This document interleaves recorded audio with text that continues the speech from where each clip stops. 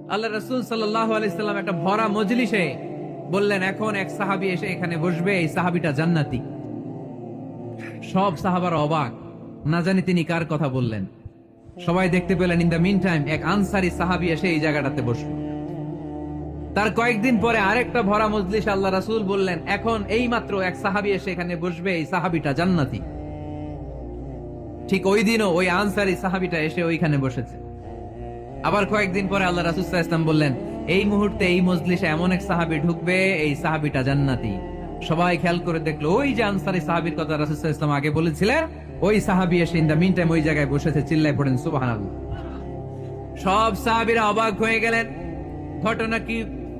কি এমন গোপন আমল করে এই সাহাবী, যে গোপন আমলের কারণে তিনটা ভরা মজলিসে বিশ্বনবী এই সাহাবীকে বললেন জান্নাতি। সাইয়েদনা আব্দুল্লাহ ইবনে আমর ইবনুল আস গোপন তথ্য বের করার জন্য এই সাহাবীর বাড়িতে চলে যে সাহাবীকে সালাম দিয়ে বললেন, ও আনসারী সাহাবী, আমার বাবার সাথে আমার ঝগড়া হয়েছে, আমি 3 দিনের জন্য তোমার বাড়িতে মেহমান হতে চাই। কয়দিনের জন্য? 3 দিন। ওই আনসারী সাহাবী বলল, আহলান ওয়া সাহলান, খুশামদেদ, আপনি আমার মেহমান হবেন, এটা তো আমার সৌভাগ্য। আসেন, থাকেন, এই ঘরে আমি থাকি, এই ঘরটা ফাঁকা, আপনি এখানে থাকেন। এবার আব্দুল্লাহ ইবনে আমর ইবনুল আস খেয়াল করলেন কোন গোপন আমল করে কিনা, কোন নেক আমল আছে কিনা এই সাহাবীর, যে কারণে তিনবার বিশ্বনবী এই সাহাবীরে জান্নাতি বলেছে। 3 দিন টানা 3 দিন লক্ষ্য করার পরে সাইয়েদনা আব্দুল্লাহ ইবনে আমর ইবনুল আস এই সাহাবীর মধ্যে তেমন বিশেষ কোন নেক আমল, গোপন আমল আর দেখতে পায় নাই। 3 দিন যখন শেষ, যাওয়ার পথে বলে, ভাই, আসলে আমার আব্বার সাথে আমার তেমন কোনো ঝগড়া টগড়া হয় নাই। ঝগড়া টগড়া কিছু না, আমি বিশেষ একটা কারণে এসেছি। তিনবার বিশ্বনবী তোমাকে জান্নাতি বলে ঘোষণা করেছে। আমি দেখার জন্য এসেছি যে তুমি কি আমল করো, কিন্তু আমি তো বিশেষ কোনো আমল দেখলাম না। নামাজের সময় নামাজ পড়ো, তাহাজ্জুদের সময় তাহাজ্জুদ পড়ো, কোরআন তেলাওয়াতের সময় কোরআন তেলাওয়াত করো, আমি যা ইবাদত করি তাই তো করো, বরং আমার চেয়ে আরো কম করো। কি এমন তোমার আমল যে আমলের কারণে বিশ্বনবী তোমারে জান্নাতি বলেছে? সাহাবীটাকে বলে, আব্দুল্লাহ, আমার জীবনে বিশেষ কোনো আমল নাই, এমন কোন আমল আমি আমার জীবনে করি নাই যে আমলের কারণে বিশ্বনবী আমারে জান্নাতি বলে ঘোষণা দিতে পারে। তবে হ্যাঁ, এমন একটি আমল আছে, প্রতি রাতে ওই আমলটা করে আমি বিছানায় ঘুমাতে যাই। প্রতি রাতে এশার নামাজের পরে আমি যখন আমার বিছানায় ঘুমাতে যাই, আমি আমার অন্তরে কারো ব্যাপারে কোনো ঘৃণা, কোনো ক্ষোভ আমার অন্তরে পুষে রাখি না। সুবহানাল্লাহ পড়েন। কোনো ক্ষোভ, কোনো ঘৃণা, কোনো হিংসা, কারো ব্যাপারে অহংকার, জেলাসি, এগুলো অন্তরে নিয়ে আমি ঘুমাই না। আমি যখন ঘুমাতে যাই, আমি সবাইরে ক্ষমা করে দিয়ে, মাফ করে দিয়ে ঘুমাতে চলে যাই। হয়তো এই আমলটা আল্লাহ তাআলার কাছে অত্যন্ত প্রিয় হতে পারে, এই কারণেই হয়তো বিশ্বনবী আমাকে জান্নাতি বলে ঘোষণা করেছে। চিল্লায় পড়তে হবে আল্লাহু আকবার। এজন্য রাতের বেলায় যখন বিছানায় যান, সব ভুলে যান। কে গালি দিছিল ভুলে যান, কে ঠকাইছিল ভুলে যান, কে অপমান করেছিল ভুলে যান, কার সাথে মারামারি হয়েছিল ভুলে যান। বিছানায় যাওয়ার আগে সবাইরে মাফ করে দিয়ে একটা প্রশান্ত আত্মা নিয়ে ঘুমাতে যান। ওই সাহাবীর মতো আপনারও জান্নাতি বানাবে কে?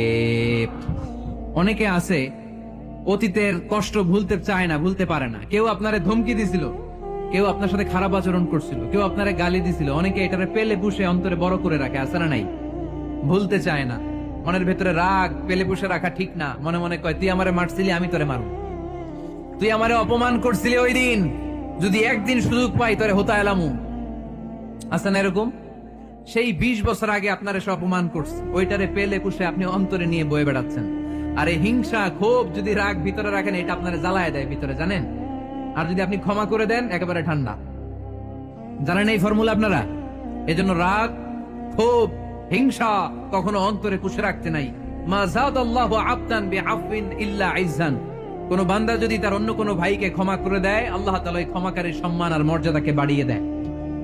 আল্লাহ তাআলা নিজে ক্ষমাশীল, তিনি ক্ষমা করাকে পছন্দ করেন, তাই আমাদের বেশি বেশি ক্ষমা করা দরকার। এজন্য এখন কেউ যদি আপনার সাথে খারাপ আচরণ করে, আপনার উপর জুলুম করে, অন্যায় করে, কি করবেন? মাফ করে দিবেন। মাফ করতে রাজি আছেন তো? আচ্ছা, সবাই বুঝে শুনে উত্তর দেন। আল্লাহ পাক আমাদের সব গুনাহগুলো ক্ষমা করে দেখ, আমরা চাই কি চাই না? আল্লাহ আমাদেরকে মাফ করুক, আমরা চাই কি চাই না? দেখেন, আমরা কিন্তু ঠিকই আল্লাহর কাছে ক্ষমা চাই, কিন্তু আমরা নিজেরা নিজেদেরকে ক্ষমা করতে পারি না। নিজেরা নিজেদেরকে ক্ষমা করি না। সে আমার সাথে খারাপ আচরণ করছে, আমি ক্ষমা করতে পারি না। ও আমারে গালি দিছিল, আমি ক্ষমা করি না। কিন্তু আমি কিন্তু ঠিকই আল্লাহর কাছে ক্ষমা চাই। মনে রাখবেন কিশোরগঞ্জের ভাইয়েরা, আল্লাহর কাছ থেকে ক্ষমা পেতে হলে আগে ক্ষমা করতে হবে। ঠিক কিনা বলেন? আল্লাহর কাছ থেকে ক্ষমা পেতে হলে আগে কি করতে হবে? ক্ষমা করে দিতে হবে। ইন্নাল্লাহা আল্লাহুম্মা ইন্নাকা আফুন তুহিব্বুল আফওয়া ফাআফু আন্নি। হে আল্লাহ, আপনি ক্ষমাশীল, আপনি ক্ষমা করাকে পছন্দ করেন। আল্লাহ, আপনি আমাকে ক্ষমা করে দেন। কদরের রাত্রে আমরা এই দোয়া করি না যে আল্লাহ আপনি ক্ষমাশীল, আল্লাহ আপনি ক্ষমা করাকে পছন্দ করেন, আল্লাহ আপনি আমাকে ক্ষমা করে দেন। আল্লাহর কাছে আমরা ক্ষমা চাই, কিন্তু আমরা নিজেরা নিজেদেরকে ক্ষমা করতে পারি না। আপনি যদি মুত্তাকি হতে চান, আগে মানুষকে ক্ষমা করতে হবে। রাজি আছেন তো? আল্লাহ রাসূল সাল্লাল্লাহু আলাইহি ওয়াসাল্লাম যে কোনো পরিস্থিতিতে, যে কোনো অত্যাচারের বিপরীতে তিনি ক্ষমা করে দিতেন। সুবহানাল্লাহ পড়েন। আপনারা উঠা বসা করতেছেন কেন? দোয়া করে দেই না? এখনই দোয়া হয়ে যাবে, বসেন। এখনই দোয়া করে দিচ্ছি। কষ্ট হচ্ছে আপনাদের, আমি জানি, অনেক গাদাগাদি, না বললে তো হবে না। এখানে অনেক কষ্ট হচ্ছে আপনাদের। মুত্তাকিদের 5টা বৈশিষ্ট্যের কথা বলেছিলাম। কয়টা? 1 নম্বরে দান করে, 2 নম্বরে রাগকে কমায়, 3 নম্বরে কি করে দেয়? ক্ষমা করে দেয়, মাফ করে দেয়। এজন্য মাফ করার বৈশিষ্ট্য অর্জন করতে হবে প্রিয় ভাইরা। আমরা অনেকেই অন্যের ব্যাপারে অনেক তিক্ত অভিজ্ঞতা, আমারে গালি দিছিল, আমারে ঠকাইছিল, এগুলো ভুলতে পারি না। আছে না নাই? এগুলো ভুলে যান। ভুললে দেখবেন সব ঠান্ডা, হৃদয়টা ঠান্ডা। এবং এটা গবেষণায় প্রমাণিত হয়েছে, যারা অন্যকে ক্ষমা করে দেয় এদের রাতের ঘুম ভালো হয়। যারা অন্যকে ক্ষমা করে দেয় এরা স্বস্তিতে থাকে, এদের কোনো মেন্টাল স্ট্রেস থাকে না, এদের হার্ট অ্যাটাক হয় না, এরা স্ট্রোক করে না। আলহামদুলিল্লাহ পড়েন। এজন্য আল্লাহ বললেন, আল্লাযীনা ইউনফিকুনা ফিস সাররাই ওয়াদ দাররাই ওয়াল কাযিমিনাল গায়যা ওয়াল আফিনা আনিন নাস ওয়াল্লাহু ইউহিব্বুল মুহসিনিন। আমার মুত্তাকি বান্দারা সব সময় দান করে, আমার মুত্তাকি বান্দারা রাগকে নিয়ন্ত্রণ করে, আমার মুত্তাকি বান্দারা অন্যের ব্যাপারে অন্তরে হিংসা বিদ্বেষ পুষে রাখে না, আমার মুত্তাকি বান্দারা সবাইকে ক্ষমা করে দেয়। সুবহানাল্লাহ পড়ে।